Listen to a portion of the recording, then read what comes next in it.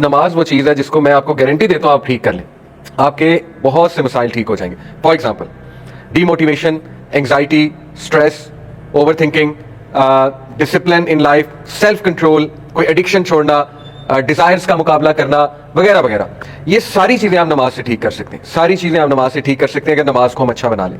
बहुत से लोग आपको पता है कि वो इस चीज़ से स्ट्रगल करते हैं कि खुदा न खास्ता किसी सिन में इन्वॉल्व है तो they want to leave that सिन.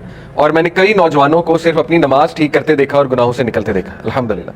मस्जिद से कनेक्ट होना उसकी एक अलग ही स्पिरिचुअलिटी है. जमात से नमाज पढ़ना, तकबीर उला के साथ नमाज पढ़ना, जमात से 5 मिनट पहले चले जाना मस्जिद में, मतलब ये वो चीज़ें हैं जो फील की जा सकती हैं. वो बताते हुए I don't know how to prove, but माशाल्लाह जो करते हैं दे कैन एक्नॉलेज कि वाकई ही अगर नमाज को बहुत एहतमाम अच्छे से किया जाए, और इवन ख़वातीन के लिए अगर वो बहुत अच्छे से नमाज का एहतमाम करें तो so many things can be solve through सलाह. ये अल्लाह ताला ने गिफ्ट दिया है मेराज पे. It's a gift, it's not a burden, it's a gift if you think about it. अगर हम ऐसे सोचें कि तो गिफ्ट है अल्लाह सुब्हानहू व तआला का. ठीक है, तो ऐसी क्या चीज़ है इंशाल्लाह उसके बारे में हम पढ़ेंगे. सारे पूरी सीरीज है ये इंशाल्लाह. To begin with Christopher Reeves, जो कि बड़ा मशहूर सुपरमैन का कैरेक्टर था, द फर्स्ट सुपरमैन 1970s में, 60s में गालिबन, बल्कि 70s में. Unfortunately he got paralysed. इसका एक्सीडेंट हुआ, ये घोड़े से गिरा और ऐसी कुछ इसे इंजरी हो गई अल्लाह की तरफ से कि इसको पैरालिसिस हो गया, इसको फॉलेज हो गया. इट्स क्वाइट आयरॉनिक कि मूवी में जाहिर है सुपरमैन का कैरेक्टर था, लेकिन रियल लाइफ में एक आजमाइश आ गई अल्लाह की तरफ से, इसको पैरालिसिस हो गया. तो एक सीन है बड़ा इसका मशहूर कि ये काफ़ी ज़्यादा साल बेड रिडन था, और बल्कि जब डेथ हुई तब भी बेड रिडन ही था. 52 ईयर ओल्ड में ही इसकी डेथ हो गई, 52 ईयर्स में.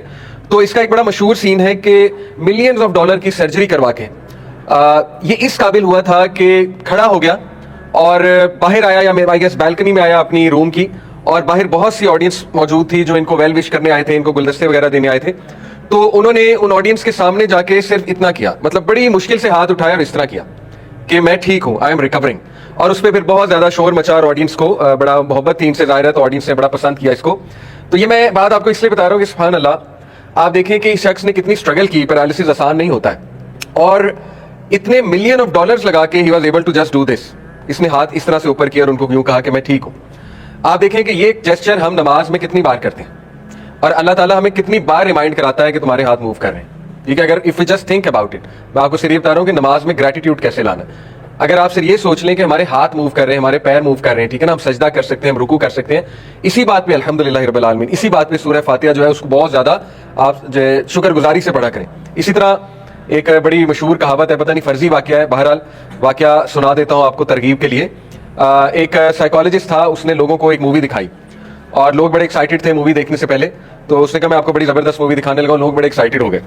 तो अब लोग सामने बैठे हैं, बड़ी स्क्रीन पे मूवी चली है. मूवी क्या है, सीलिंग का सीन है और बस पंखा चल रहा है आहिस्ता आहिस्ता आहिस्ता आहिस्ता आहिस्ता आहिस्ता, और पंखे की आवाज़ भी आ रही है जो आहिस्ता आहिस्ता आती है. अब लोग वेट कर रहे हैं, 1 मिनट गुजर गया, 2 मिनट गुजर गए, 5 मिनट गुजर गए, 10 मिनट गुजर गए. लोग गुस्सा होने लगे कि ये क्या सीन है, ये क्या मूवी है, तुम हमारे साथ मजाक कर रहे हो, प्रैंक कर रहे हो. उसने कहा आप देखें तो सही. 15 मिनट गुजर गए तो वो उनसे बर्दाश्त नहीं. उन्होंने कहा कि दैट्स इट, मतलब ये तुमने हमारे साथ कोई मजाक किया, सीन आगे क्यों नहीं चल रहा. उसने कहा असल में बात यह है कि कुछ लोगों की जिंदगी सारी उम्र ये सीन देख के गुजर जाती है जो बेड रिटर्न होते हैं, हु कांट इवन मूव. उनको सिर्फ सीलिंग नजर आती है और पंखा नजर आता है, और पंखा आहिस्ता आहिस्ता चलता नजर आता है. आप लोग को कितना कुछ नजर आ रहा है और आप लोग ग्रेटफुल नहीं हो. आप लोग की हजारों शिकायतें होती हैं लाइफ में. तो बहरहाल ग्रेटफुल होने के लिए कभी कभी एक रीजन ही काफी होती है, और जिससे नहीं होना उसके लिए फिर एक रीजन काफी होती है टू बी अनग्रेटफुल. तो नमाज जो है ये ग्रेटफुलनेस की तरफ लाती है. असल में अगर if you think about it, नमाज वो चीज़ है जो इंसान को ग्रेटफुलनेस की तरफ, ग्रेटिट्यूड की तरफ लाती है, शुक्रगुजारी की तरफ लाती है. ठीक है, तो इंशाल्लाह ये बातें हम करते रहेंगे.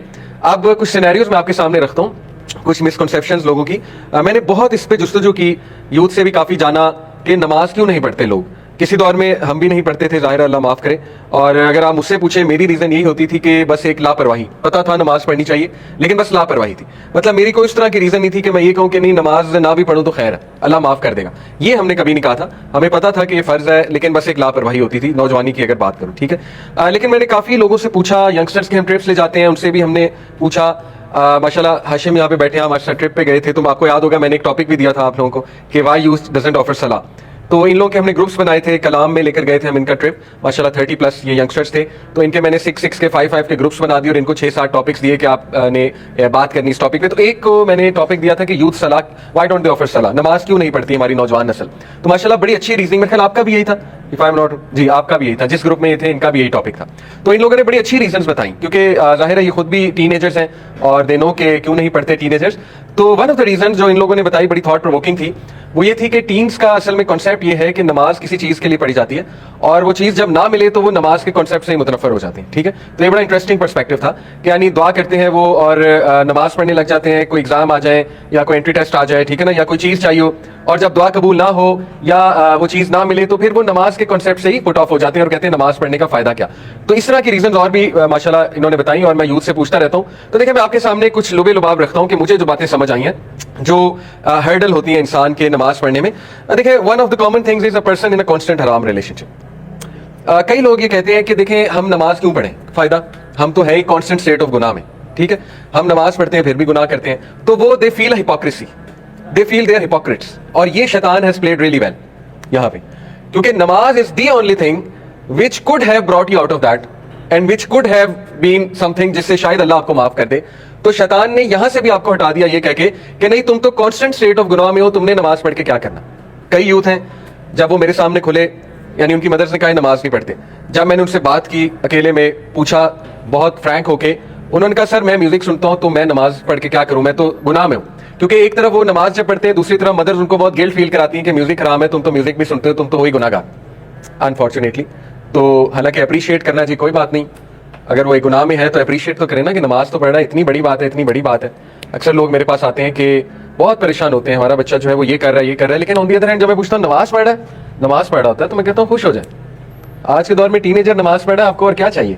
آلدو آئی انڈرسٹینڈ, ہوتا یہ ہے کہ ہمارے زیادہ تر لوگ, یہ میں اپنے تجربات بتا رہا ہوں, ہمارے زیادہ تر لوگ چینج ہوتے ہیں, یعنی they change at an age like 30+. شادیاں ہو جاتی ہیں, پھر ماشاءاللہ سسٹر بھی چینج ہو جاتی ہیں, ان کے ہسبینڈ بھی چینج ہو جاتے ہیں, لیکن جب وہ چینج ہوتے ہیں تو they want their children to change overnight, they want their children to change like in 2 days, یعنی they want their children to be like Umar bin al Khattab in 2 days. That's not practical.